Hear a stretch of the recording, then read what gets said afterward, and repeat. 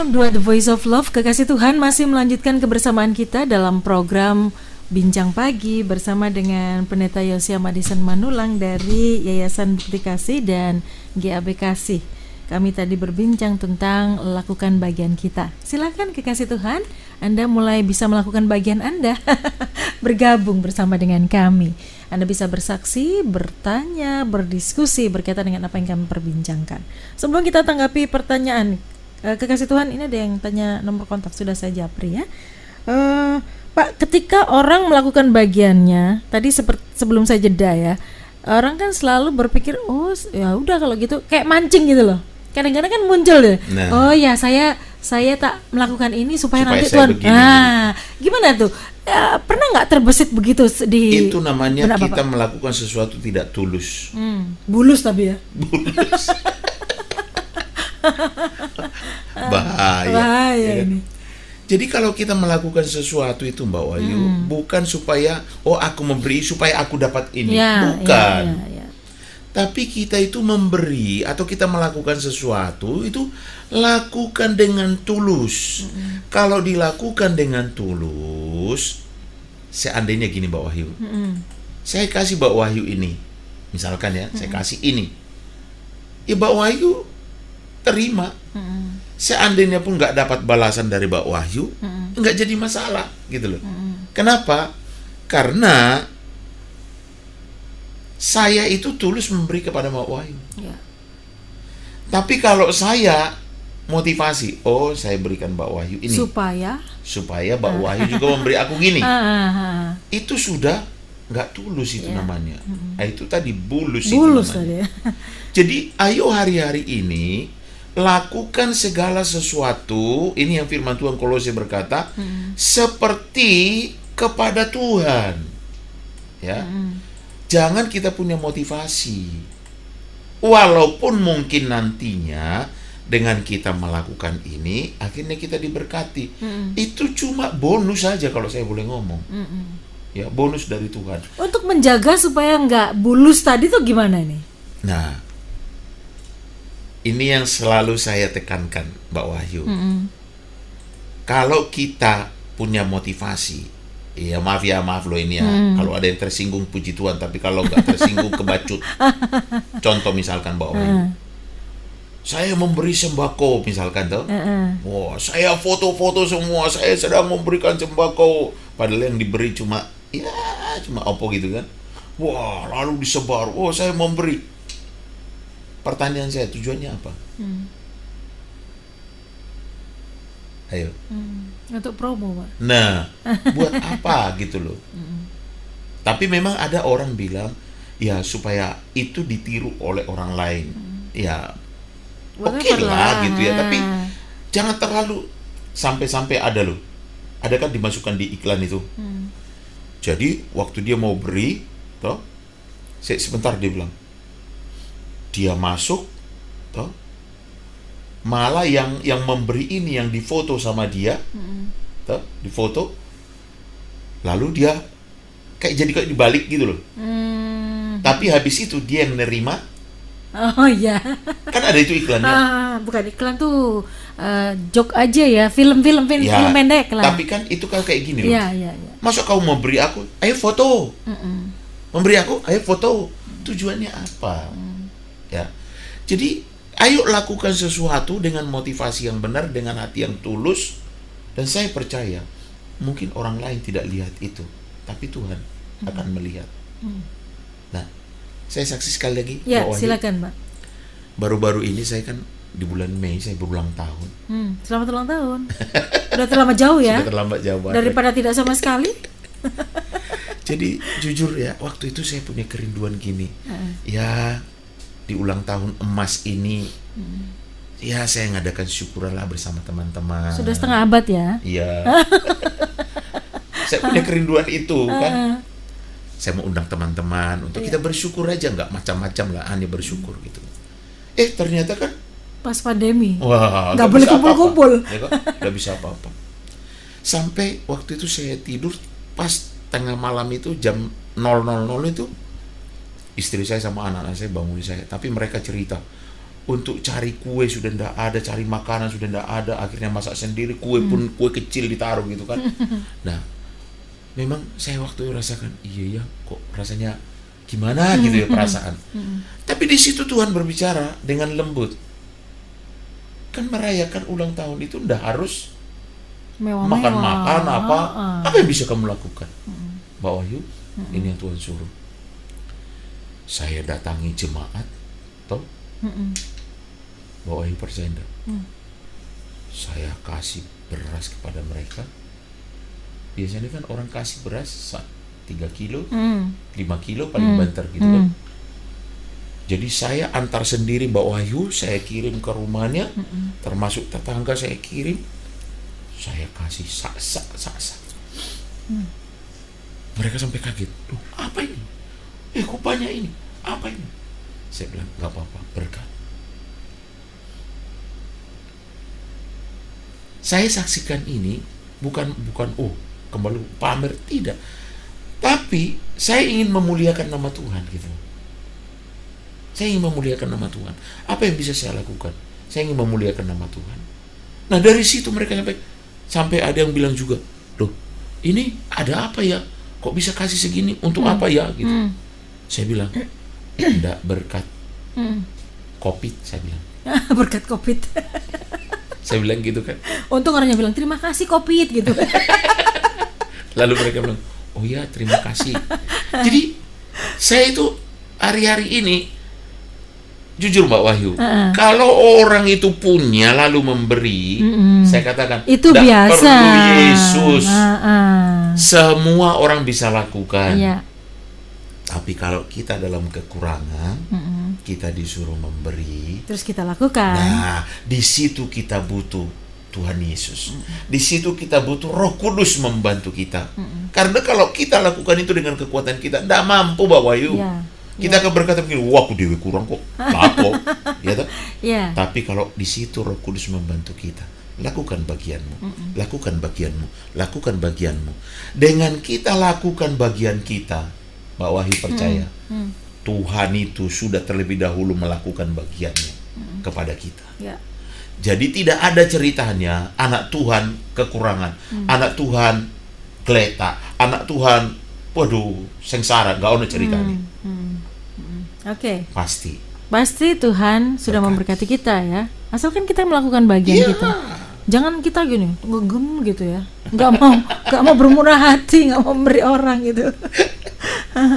Baik, berikutnya Pak, ada pertanyaan dari nomor belakang 8219. Shalom Pak.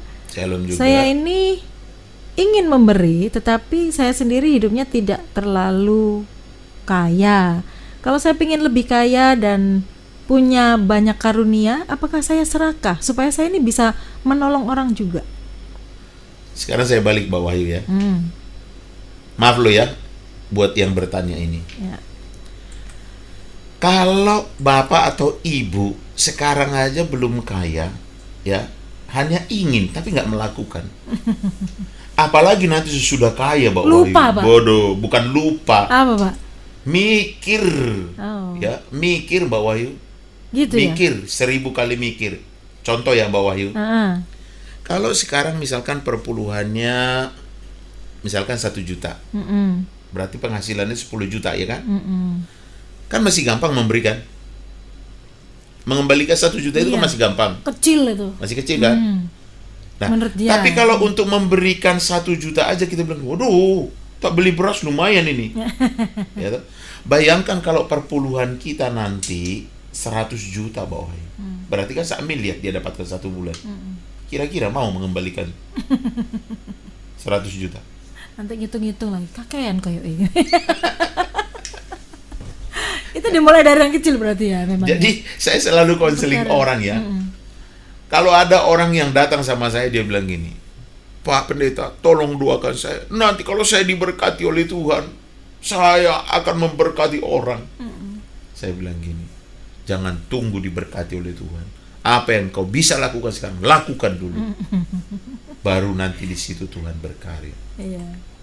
Gitu loh Mbak Wahyu. Jadi jangan ibu ini atau bapak ini nunggu diberkati baru memberkati. Lakukan bagianmu sekarang. Apa yang bisa engkau lakukan? Ya toh? Apalagi dia bilang, saya tidak terlalu, berarti kan sudah sedang. Sudah bisa berbuat. Buatlah gitu loh. Jangan tunggu kaya. Iya. Takutnya nanti kalau kaya malah lupa. Ngitung lagi dan.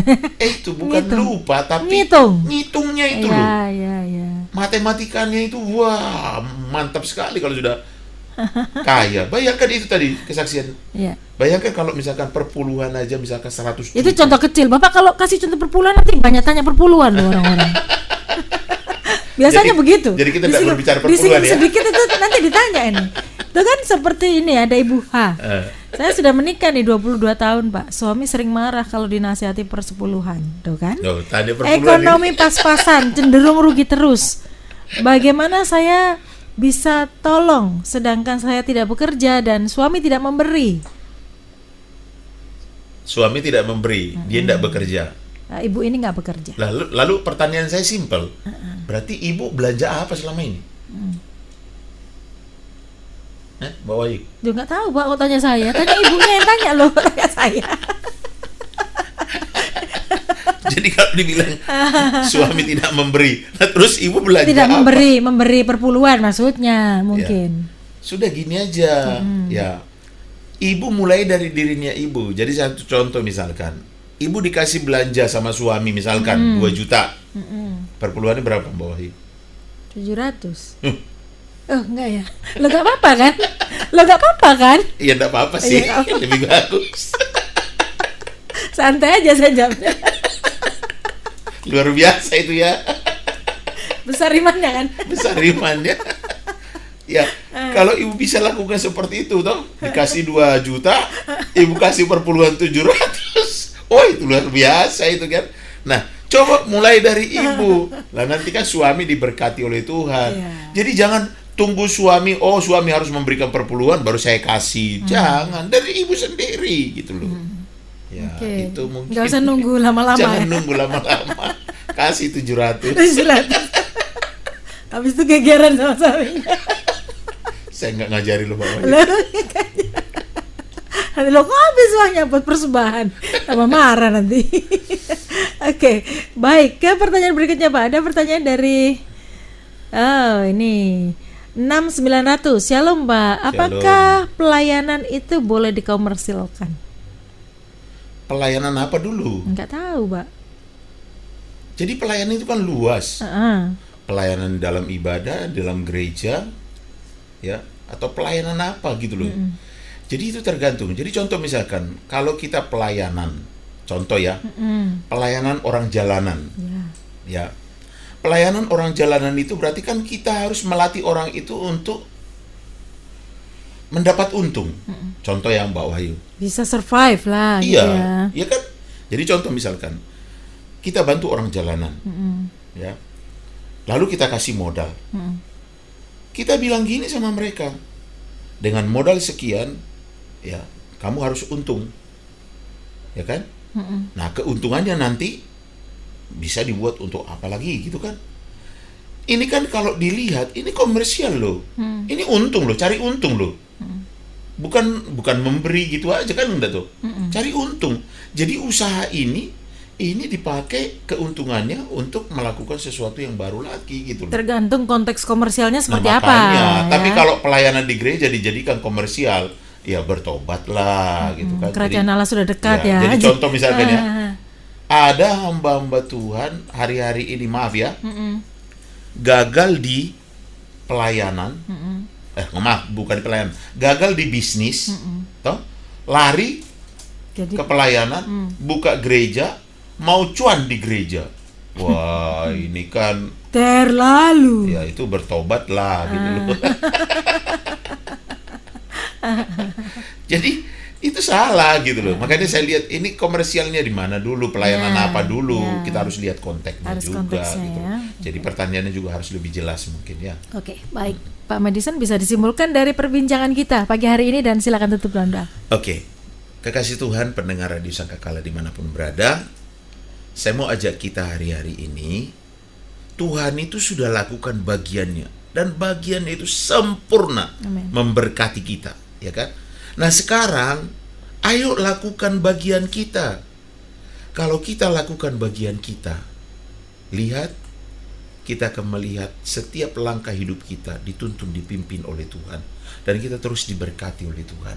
Dan berkat itu jangan berpikir cuma hanya materi, tapi semuanya, ya, sempurna berkat itu turun kepada kita. Nah, saya sebagai hamba Tuhan mengajak Bapak Ibu semua, ayo lakukan bagian kita. Dimanapun kita berada, ayo kita senang memuji menyembah Tuhan, beribadah kepada Tuhan, ya kan? Lakukan bagian kita yang bisa memuliakan nama Tuhan. Dan saya percaya, disitulah Tuhan disenangkan melalui hidup kita. Tuhan memberkati kita. Mari kita berdoa. Tuhan Yesus, terima kasih kesempatan yang indah pagi hari ini. Kami sudah berbincang-bincang tentang kebenaran firman-Mu. Waktunya sangat terbatas ya Tuhan. Tapi apa yang kami perbincangkan, biar ini menjadi berkat bagi semua kekasih Tuhan, pendengar Radio Sangkakala dimanapun berada pagi hari ini. Dan biar kami bukan hanya sekedar pendengar, biar kami menjadi pelaku firman Tuhan, sehingga hidup kami semuanya betul-betul menikmati berkat-berkat Tuhan.